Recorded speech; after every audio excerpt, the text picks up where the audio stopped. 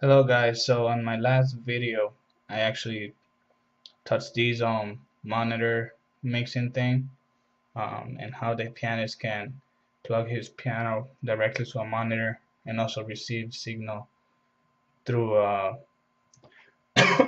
auxiliary output for the rest of the band, right? You guys remember that.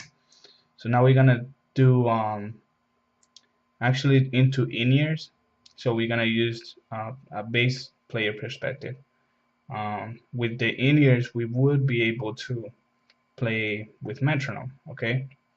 That's why I have a picture with two monitor stands. So one, you can designate it to live stream only or just a live signal with no metronome. And some musicians can use that, and also singers.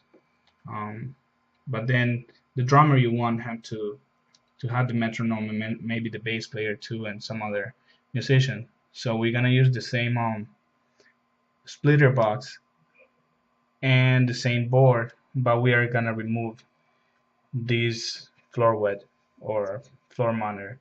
So we're gonna go ahead and erase all of that, then pull up the bass diagram. Okay, so with the bass diagram, we have the bass here, right?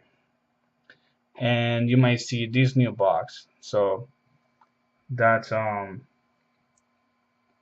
that's actually, instead of splitting out the the signal, is receiving multiple signals and it's gonna throw it out in one output. Okay, so we're gonna start again from our board. Here are our monitors, which is these little knobs, but this is the zoom in, this is the monitor output. So in this case, let's say we're not gonna send metronome, just music signal, right? And vocals, no metronome.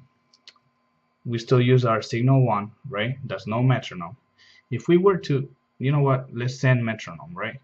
We are gonna take that line out and we're gonna put into line 2. So now you guys see line 2 metronome, right?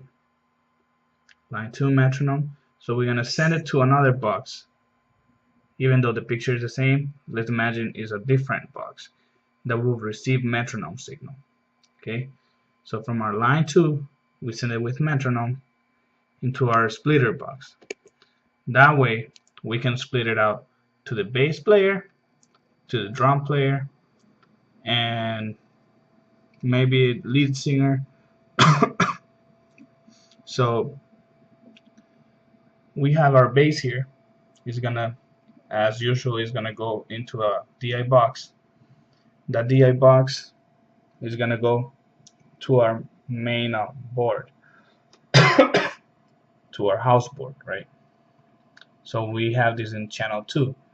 Let's turn knob 2 or maybe knob 1, but we're gonna go with 2 to send it to this guy.